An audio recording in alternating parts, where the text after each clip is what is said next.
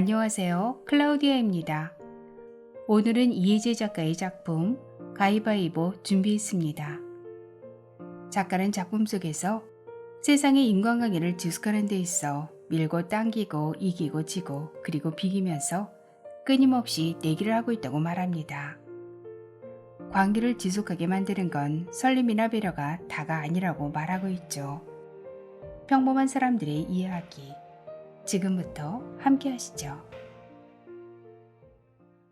가위바위보 이혜재. 혀를 닦는다.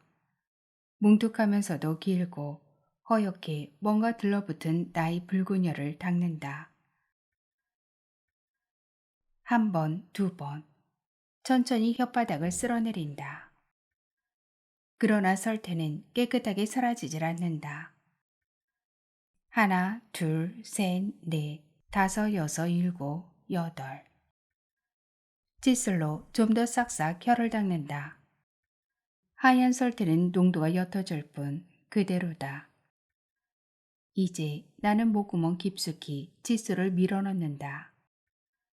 구더라도 할 듯 토악질 소리를 내야 양치를 제대로 마무리하는 기분이다. 때로 한 번으로는 아쉬워 다시 칫솔을 입안 깊이 집어넣는다.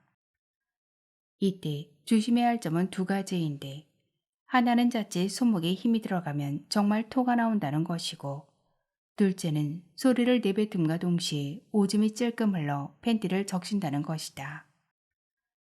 어느 쪽이든 기분이 상쾌하진 않지만 나는 팬티가 젖는 쪽이 더 찝찝하다.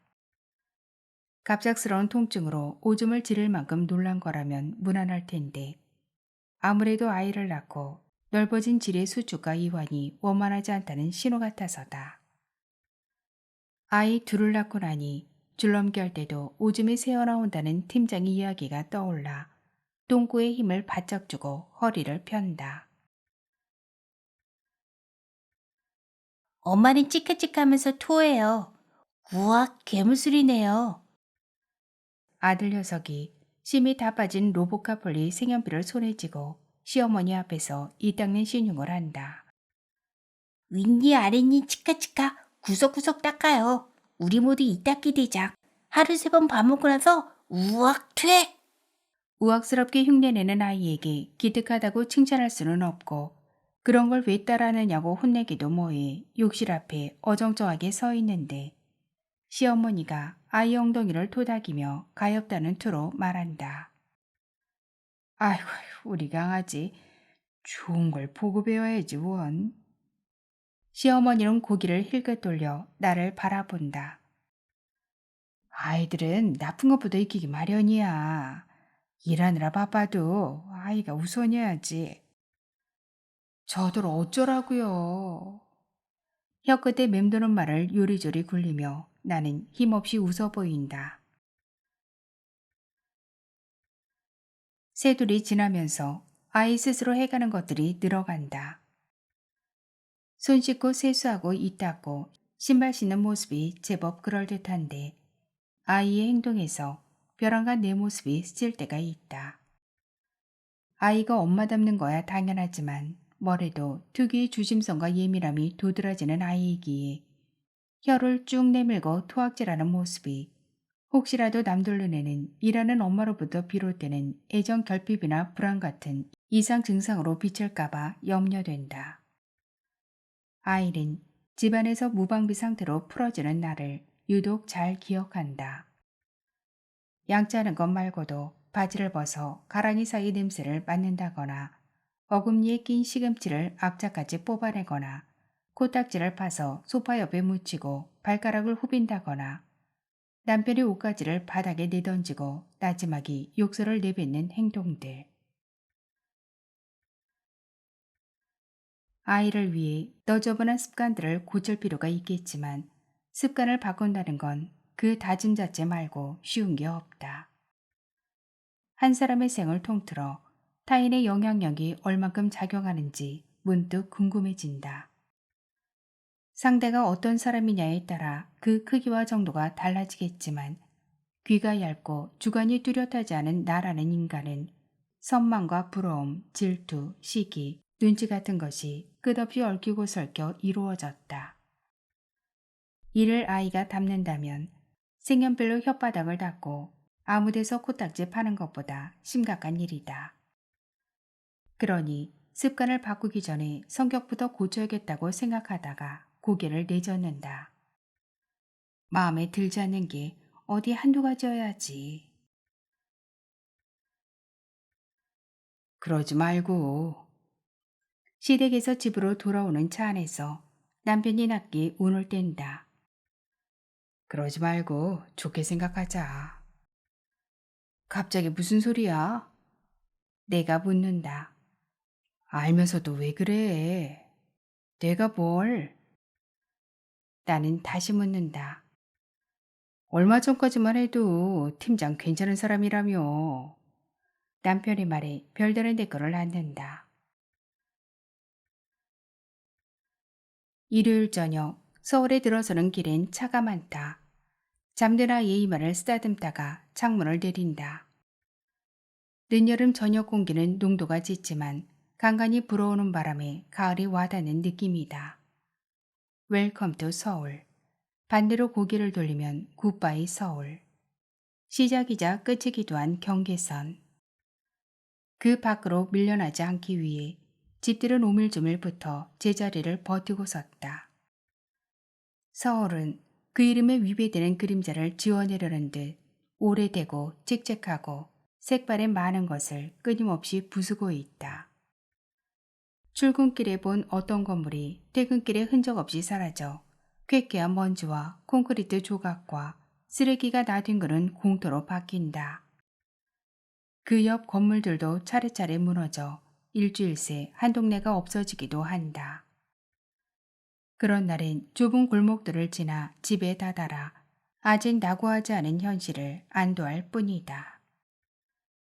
이렇게 견뎌내며 한 발씩 내디디면 언젠가 중심에 다가가리라는 희망이 유효한 걸까? 아니면 서서히 밀려나 감쪽같이 사라지게 될까? 후유. 한숨을 쉬자 남편이 백미러로 힐끔거린다. 계속 불사의인데 잘 지내면 좋잖아. 그렇게 말하면서 남편이 부드럽게 브레이크를 밟아 횡단보도 앞에 멈춘다. 내가 회사 때려칠까봐 걱정돼? 그런 말이 아니잖아. 당신 말 질질 끄는 버릇 그거 어머님하고 똑같은 거 알지? 너 정말? 신호가 바뀌고 남편은 입을 꾹 다문 채 천천히 속도를 낸다. 앞차와 적당한 거리를 유지하고 되도록 클렉슨을 울리지 않으며 시속 70km를 넘지 않는 운전 방식은 남편의 일면이자 모든 것이다. 언제나 신중하게 갈등과 다툼은 자제하며 과한 욕심은 금물. 새치가 듬성듬성한 남편의 뒤통수를 보고 있자니 멀미가 일어 시선을 돌린다. 강 건너 높게 들어선 건물들이 서로 다투듯 LED 조명을 번득거리며 쏘아대고 있다. 저기 저 주상복합 보여? 팀장이 저기 살아. 전세로 살다 이번에 집을 샀대. 아이치. 간질간질한 바람이 코끝에 닿아 재채기가 난다. 아무래도 이상해. 나는 침 묻은 손바닥을 옷에 닦으며 인상을 찌푸린다. 재채기와 동시에 찔끔 오줌이 또 새어나온 것이다. 혹시 피가 흘렀나 싶지만 그건 이보다 더 진득한 느낌이고 무엇보다 생리는 지난주에 끝났다. 진짜 이상해. 그 말을 들었는지 남편이 주상복합 건물을 한번 쳐다보고는 중얼거린다. 너도 참 이상한 것도 많다. 그 말을 참을 수 없어 나는 큰 소리를 내고 만다. 뭐? 당신이 뭘 한다고 그래? 남편이 대답 대신 라디오 볼륨을 키운다. 나는 깜빡 잊고 있었다는 듯 아이를 토닥인다. 흘러간 가요를 들으며 까끌까끌한 마음을 닦아내듯 윗니 아랫니 사이로 혀를 쓸어내린다. 뒷출판사 디자인 개정 작업은 작년에 마무리된 거 아닙니까? 팀장 자리로 걸려온 전화를 당겨받자 재무부장이 평소보다 날선 목소리로 말을 내뱉는다. 최 팀장은 또 자리 없나 보죠? 언제 들어옵니까? 잘 모르겠어요. 나는 괜히 기가 죽어 조심스럽게 답한다. 작년 일이라면 제가 입사 전이라 그것도 잘 메모 남겨놓을게요. 무슨 진행비가 자꾸 이렇게 오버되는 지원? 일단 알겠습니다. 전화를 끊고 재무부장이 말 속에서 또와 자꾸를 건져내 가까이 들여다본다. 작업비 정산이 왜 아직도 이루어지지 않느냐는 일러스트레이터에 이어 제작비 세금 계산서가 누락된 것 같다는 인쇄소와 방금 재무부장까지 팀장을 찾는 전화를 1시간 동안 3통이나 받은 것이다. 일정한 시간마다 팀장이 자리를 비운다는 걸 안 지 열흘째다. 오후 3시에서 4시쯤 눈꺼풀이 무거워지는데 믹스커피를 한 잔 더 마시기엔 입안이 텁텁한 시간. 검색어 순위와 어젯밤 텔레비전 하이라이트도 벌써 다 확인해 마우스를 클릭하기조차 귀찮고 피곤해진다. 이런 나른함과 겨뤄보겠다는 듯 전화로 시답잖은 문의와 요청이 들어오거나 택배가 속속들이 도착하고 때로 녹조 판매원이 찾아와 손바닥만한 샘플팩에 빨대를 꽂아 내민다. 크고 작은 소리들과 그 사이를 삐져나오는 하품이 끊이지 않는 가운데 누구든 맡아도 상관없는 잡무가 회의 테이블에서 고요히 기다리고 있다는 게 실은 가장 중요하다. 모른 척하고 싶어 다들 하나같이 책상 앞에 코를 박고 있기에 팀장의 부재를 인식할 틈이 없었을 테다. 자, 얽히고 설긴 소음을 걷어내고 자, 이제 하고 내가 먼저 자리에서 일어나 기지개를 켠다. 하나 둘 직원들이 엉덩이를 반 정도 의자에서 떼어 파티션 위로 얼굴을 내민다.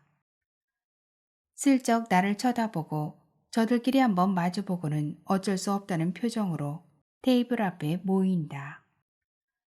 그러고는 각자 앞에 놓인 머그잔과 소이 캔들, 디퓨저, 비누를 분리해 상자에 넣고 포장하기 시작한다. 공기업 자료집이나 전기간행물, 대기업 사보, 단행본 같은 출판 디자인을 주로 하는 회사지만 그것만으로 매출 손익을 따지는 게 쉽지 않아졌다고 했다.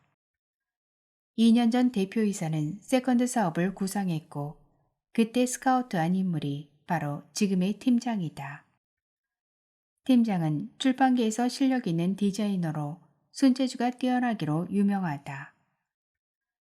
출산 유지 기간에 취미로 만들기 시작한 수제 비누와 캔들, 디퓨저가 블로그와 육아 카페를 통해 입소문 나면서 결혼 및 돌잔치 답례품, 어린이집 선물로 적지 않은 판매 수입을 올렸다고 한다.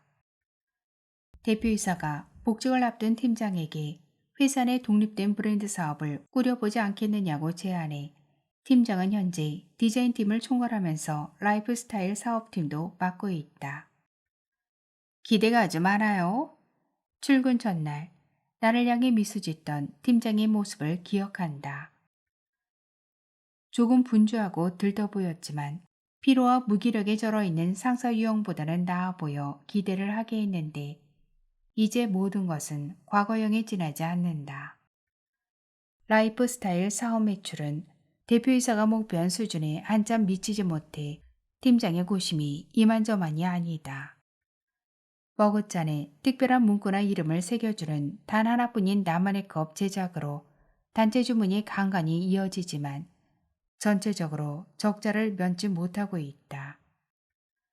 이래저래 걱정이에요. 생각보다 상황이 좋지 않네요. 얼마 전부터 팀장은 회의 때마다 나를 겨눈 줄 알면서 그런 말을 꺼낸다. 너무 기대가 컸나 봐요. 왠지 사업만을 의미하는 말 같지 않아 나도 모르게 얼굴이 달아오른다. 꼭 그래서는 아니고 어쩌다 보니 내가 택배 포장 업무를 도맡고 있다. 누군가는 해야 하는 일인데 아무도 하지 않는 모습을 이상하게 생각하다가 일을 지시하고 이끄는 사람, 팀장이 없음을 알았다. 번거로워질까봐 혼자 해보려고 했으나 물량이 적을지라도 상자에 담을 물건과 주문서를 일일이 확인하고 제품 카탈로그와 샘플까지 넣은 뒤 테이프로 입구를 봉하고 택배 용지를 붙이려면 제법 오래 걸리기에 팀원들에게 시간이 되냐고 물어봤을 뿐이다. 팀장이 벌인 일인데 어째 팀원들은 점점 내 눈치를 본다. 나는 상자에 택배 용지를 붙이면서 맞은편에선 최대리와 임대리에게 문득 생각났다는 듯 묻는다. 혹시 팀장님 외부 미팅 다녀온다는 얘기 들었나요? 글쎄요, 과장님. 채와 이미 머뭇대는 동안 1년 전 인턴으로 입사해 지지난달 정직원이 된 김효주가 입을 연다. 팀장님이신데 저희에게 그런 걸 일일이 보고하시겠어요? 워낙 바쁘고 일이 많으시잖아요. 되게 명랑한 목소리가 귀에 거슬리지만 나는 미소를 짓고서 아 하고 다시 질문을 건넨다. 뒷출판사 개정 작업은 누가 담당했나요? 효주가 어깨를 으스게 보이고는 택배 작업에 몰두한다. 나는 효주를 흘게 쳐다보고 채와 임을 향해 얼굴을 가까이 내민다. 아까 재무부장님한테 작업비 정산은 어쩌고 하면서 전화가 왔더라고요. 쟤는 갑자기 고민 많은 얼굴이 되고 이미 한참 입을 오물거리다 말한다. 과장님 전임자가 진행했는데요. 작업 도중에 퇴사해서 팀장님이 마무리하셨어요. 거기까지밖에 모르겠는데. 그렇게 얘기하면서 이미 최를 향해 맞지 맞지 동의를 구한다. 최는 임과 나를 번갈아 보며 고개를 끄덕인다. 그 모습이 무척이나 신경 쓰이지만 나는 일부러 크게 숨을 내쉰다. 아유, 별일도 아닌 것 같은데 부장님도 참 잔뜩 겁이나 주고. 채와 이미 입가에 그제야 살짝 웃음이 어린다. 네, 팀장님이 잘 알아서 하셨겠죠. 근데 과장님, 시한 작업 마무리하셨어요? 최가 벼랑간 나를 향해 묻는다. 팀장님이 진행 상황 궁금해하시던데. 이번에 내가 채와 임을 번갈아 보며 눈치를 살핀다. 과장님 전임자는 손이 엄청 빨랐거든요. 말하자면 빈틈이 없는 분이셨어요. 저희가 그 방식에 익숙해져서요. 최가 말하는 사이 효주는 코를 찡긋거리며 심각한 표정을 짓는다. 근데 요즘 사무실에서 이상한 냄새 나지 않아요? 무슨 소리인가 싶어 눈을 크게 떠보이자 효주가 킁킁거리며 사무실 안을 둘러본다. 어디서 지린내 같은 거 안 나요? 오후 되면 더 심해져요. 그 말을 듣고 채와 임이 뒤따라 주의를 기웃기웃한다. 채와 임과 효주가 코를 킁킁대자 괜스레 머리털이 곤두서는 기분이다. 효주 씨 자리가 화장실이랑 가까워서 그런가? 임이 말에 효주가 고개를 끄덕인다. 아무리도 그런 것 같죠. 팀장님께 자리 좀 옮겨달라고 할까 봐요. 그러고 나서 효주와 채와 임은 상자를 하나씩 들어옮겨 입구 쪽에 쌓아놓고 자리로 돌아간다. 토독 토도독 토도도독 타닥 타다닥 타다다닥 투둑 투두둑 투두두둑. 이쪽 저쪽 세 사람이 파티션을 오가는 키보드 소리. 나는 잘게 이어지는 그 소리를 놓치지 않지만 아무것도 들리지 않는 양 태열한 표정으로 자리에 앉는다. 고개를 수그리고 집 안쪽에 손을 넣어 아랫부분을 재빨리 만져본다. 휴, 혹시나. 브레이저를 벗는다. 바짝 끌어올린 젖과 젖 사이로 땀이 차있다. 아이 낳고 젖을 물리면서 꼭지주위가 시커매졌다. 가슴이 한참 아래로 처진 지도 오래다. 밥그릇을 소복히 엎어놓은 듯 가슴이 참 예쁘다는 말을 누가 했더라? 남편이었던가? 이 맛있는 알사탕을 종일 빨고 싶다고 말했던가? 픽, 실없는 웃음이 새어나온다. 나는 손바닥으로 가슴골을 쓱 닦아 냄새를 맡고 허벅지에 비벼댄다. 엄마 뭐해? 언제 왔는지 아이가 나를 빤히 쳐다보고 있다. 옷 갈아입지. 근데 왜 냄새를 맡아? 더러워서 그래? 나는 옷을 입다 말고 아이를 내려다본다. 천재란 얼굴 가득 궁금한 것 투성이. 아이는 알고 싶은 게 많을 뿐이다. 그걸 알면서도 괜스레 짜증이 난다. 더럽다니 누가 그런 나쁜 말을 해. 언성을 높이자 아이가 어깨를 움찔거린다. 엄마가 그랬는데? 저번에 할머니 보고 그랬는데? 그 말에 나는 흠칫 놀라고 만다. 너 그렇게 질질 끌면서 말하지 말랬지. 바보 같다고 했지. 아이는 결국 금방이라도 울음이 터질 것 같은 얼굴이 된다. 미안. 엄마 잘못했어요. 네가 왜? 그제야 후회가 밀려오는데 마음 한편으로는 승리감이 옅게 스며든다. 넌 아직 나를 이길 수 없어. 그 마음을 인정하면서 동시에 부정하기 위해 나는 머리를 흔든다. 아니야, 유라. 힘줘 아이를 껴안고 스스로에게 주문을 걸듯 읊조린다. 미안, 엄마가 미안. 놀란 눈을 끔벅이던 아이가 금세 해맑게 묻는다. 엄마, 나랑 같이 놀자. 응? 병원놀이 하자. 그러자. 정말? 술래잡기랑 숨바꼭질도? 그럼. 우리 가위바위보부터 하자, 엄마. 그 전에 엄마 손만 좀 씻고 나올게. 싫어. 화장실에 오래 있을 거잖아. 아니야, 잠깐이면 돼.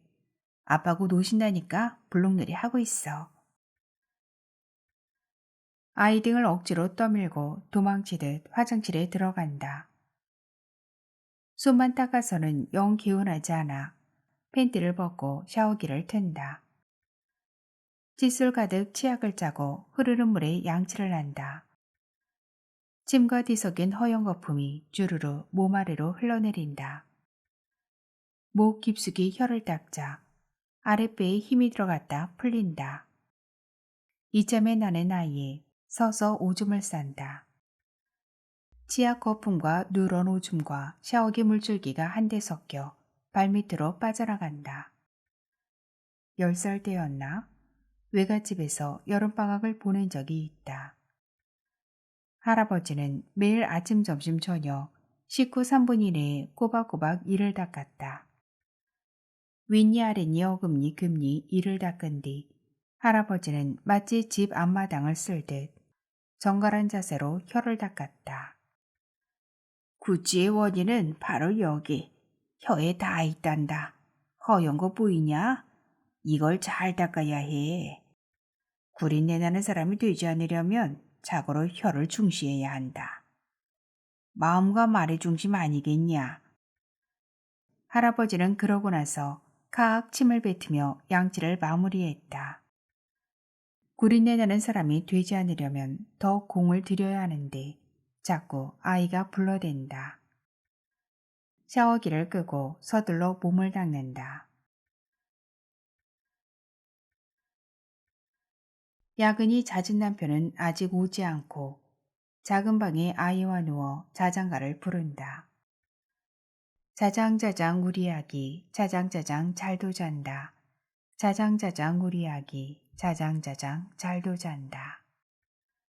아이는 내 손가락을 하나하나 만지작거리며 노래를 흥얼댄다. 블라인드 틈새로 들어오는 가로등 불빛이 아이의 미소를 발견해내곤 한동안 곁에 머무른다. 엄마, 우리 비행기 놀이도 부르자. 떴다 비행기 날아라 날아라 높이 높이 날아라 우리 비행기. 나는 입안에 물고 있던 하품을 뱉으며 휴대전화를 확인한다. 9시 45분. 아이를 재우고 나서 믹스커피 한 잔 마신 뒤 반찬 만들고 도시락 싸고 다음날 어린이집에 보낼 식판과 알림장을 챙기고 라디오 들으며 디자인 시안을 마무리할 계획인데 마음과 다르게 눈꺼풀이 내려앉는다. 이러다 잠들기 전에 아이를 먼저 재워야 한다. 그렇지 않으면 이번 주까지 제출할 디자인 시안은 지난달 작업한 팸플릿에서 탈락한 후보 중 아무래도 아쉬웠던 2개 정도를 교묘하게 뒤섞어 바꾼 결과물이 될 것이다. 글쎄, 뭐라고 피드백을 해야 할지. 설마 이게 전부는 아니죠? 팀장의 목소리를 떠올리자 절로 눈이 부릅떠진다. 유라, 저기 창밖에 가로등 보이지? 빨리 앉으면 저 가로등이 괴물로 변한대. 괴물은 어흥어흥 무섭잖아. 엄마, 어흥은 괴물 아니고 호랑이야. 난 호랑이 안 무서워. 그럼 유라, 가위바위보 하자. 가위바위보? 엄마가 이기면 자야 해. 괴물이 오니까. 내가 이기면? 엄마가 괴물 혼내줄게. 싫어. 그거 말고.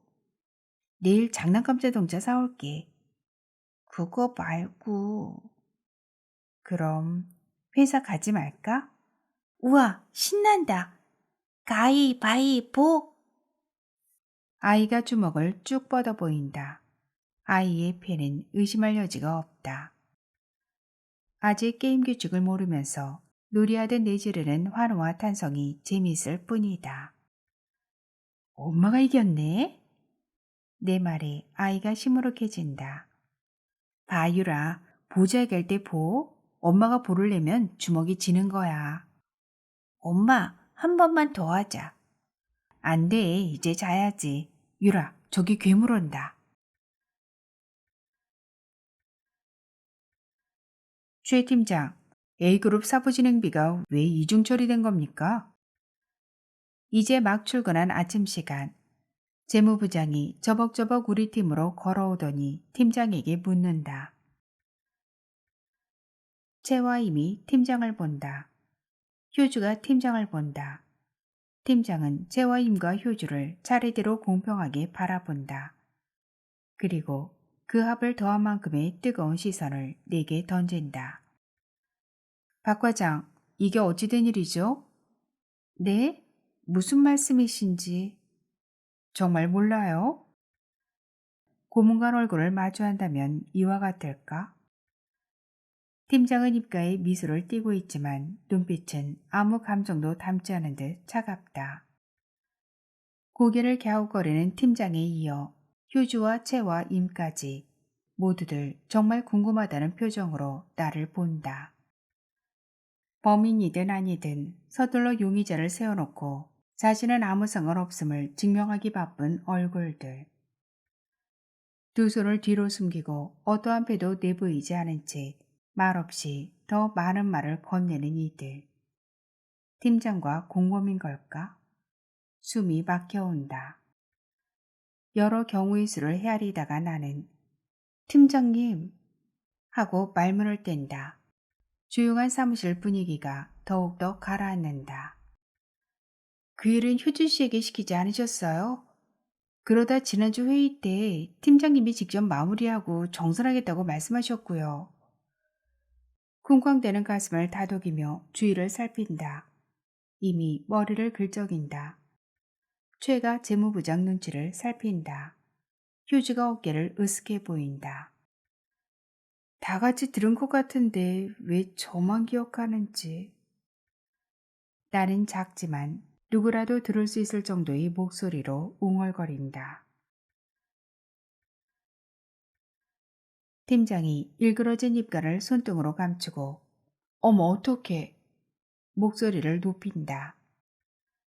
죄송해요 부장님. 깜빡하고 전표를 2번 처리했나 봐. 박 과장한테 일을 맡기면 마음이 안 놓여서. 팀장이 재무부장에게 머리를 조아린다. 다 제 잘못이에요. 앞으로 실수 없도록 할게요. 그러고 나서 팀장은 재무부장에게 살포시 기댄다. 우리 오늘 저녁에 회식할까요? 다정하게 묻는다. 재무부장이 별 반응을 보이지 않자 내 쪽으로 고개를 돌린다. 부장님, 어머머, 박 과장 저 눈빛 좀 봐요. 어깨를 부르르 떨며 팀장이 호들갑스레 말한다. 무서워라. 저러니 내가 뭘 시킬 수는 있겠어요. 일이라도 잘하면. 에이, 말을 말아야지. 팀장의 말을 듣고 재무부장이 나를 쳐다본다. 채와 임과 효주도 나를 본다. 얼굴에 찌르르 전기가 오르는 느낌이다. 온몸에 열이 뜨겁게 오르는 것 같더니 불현듯 차갑게 얼어붙는 기분이다. 아무래도 입안이 텁텁해 당장 화장실에 가고 싶어진다. 5층 전체를 통틀어 공용 화장실은 단 한 곳. 근무하는 여직원이 20명은 좋게 넘을 텐데도 이렇다. 세면대 2개에 변기는 1개뿐. 알 수 없는 상호와 문패를 매달고 다다닥 붙어선 사무실 사람들은 인사도 나누지 않지만 나는 누가 어떤 고충을 갖고 사는지 대강 짐작한다. 하루에도 몇 번씩 화장실에 와서 상사 험담을 늘어놓고 가는 여자. 2명의 남자와 번갈아 통하면서 5시 반마다 공들여 화장을 고치는 여자. 대출 가능 한도가 얼마큼인지 저축은행에 물어보는 여자. 자주 훌쩍이는 여자. 그중 나는 오래 양치하는 여자다. 치약을 짜다가 거울을 바라본다. 내가 어쩌다. 더 나은 환경이 넘쳐나지만 나는 번번이 그런 곳을 가지 못했다. 결혼하지 않은 친구나 유학이든 연수든 외국 경험 있는 후배에게 최종 합격 소식이 전해졌다. 너보다 운이 조금 더 좋았을 뿐이지 뭐. 그래도 너는 결혼해서 아이도 있고 걱정할 게 뭐 있니? 혀를 쭉 내밀고 허옇게 들러붙은 설태를 살핀다. 나는 결혼했고 아이를 낳았다. 원하는 회사는 아니지만 다시 일도 시작했다. 그럼에도 뭐가 걱정이냐고? 모든 게 걱정이다. 결혼을 해서 아이를 낳아서 다시 일을 시작해서 말이다. 갈수록 마음에 들지 않는 남편을 참아내야 하고 출산 뒤 엉망이 되어버린 몸을 받아들여야 하고 어린아이를 키우면서 계속 일도 해야 한다. 늘 시간에 허덕여 일도 집안일도 육아도 뭐 하나 제대로 되는 게 없다. 직원 복지를 위해 근무 환경을 개선하는 몇몇 기업의 사례를 뉴스에서 볼 때마다 나는 사진에 코를 박고 아는 얼굴이 있는지부터 살핀다. 워킹맘들을 위해 금요일마다 격주로 단축 근무를 한다던가 사내 어린이집에 이어 도서관이 마련된다는 기사들은 카피만 봐도 속이 쓰리다. 두 팔 벌려 활짝 웃는 여자들 중 하나를 오려내 그 자리에 나를 대신하는 상상도 수차례다. 퇴, 거품을 뱉어내고 혀를 닦으려는데 화장실 문이 벌컥 열린다. 깜짝 놀란 나머지 오줌이 질끔 새어나온다. 박 과장, 계속 여기 있었어? 볼일을 보고 나온 팀장이 옆 세면대에서 손을 닦으며 나를 흘깃댄다. 축축해진 팬티가 신경 쓰여 귓볼이 뜨거워진다. 혀를 내밀기도 어쩐지 어색해 입을 오호하고 작게 벌린다. 칫솔로 조심조심 혀를 쓸고 오물오물 입을 헹군다. 박 과장, 자기는 어쩜 뭐래도. 팀장은 나를 위아래로 훑다가 아무것도 아니라는 듯 손을 내젓는다.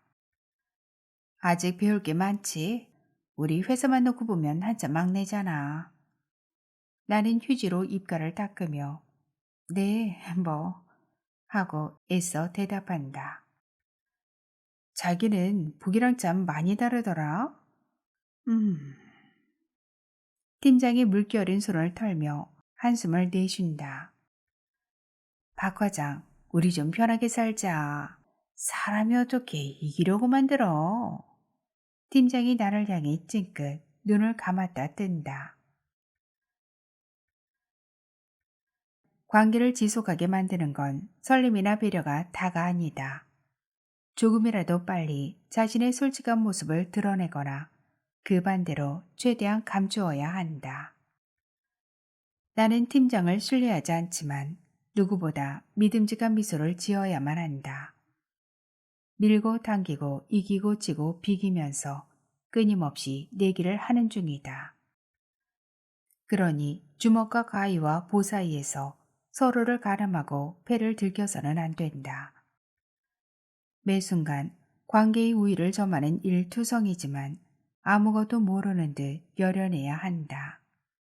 뻔히 알아챌 저기와 비난을 감추는 대신 거짓된 웃음소리를 키워야 한다.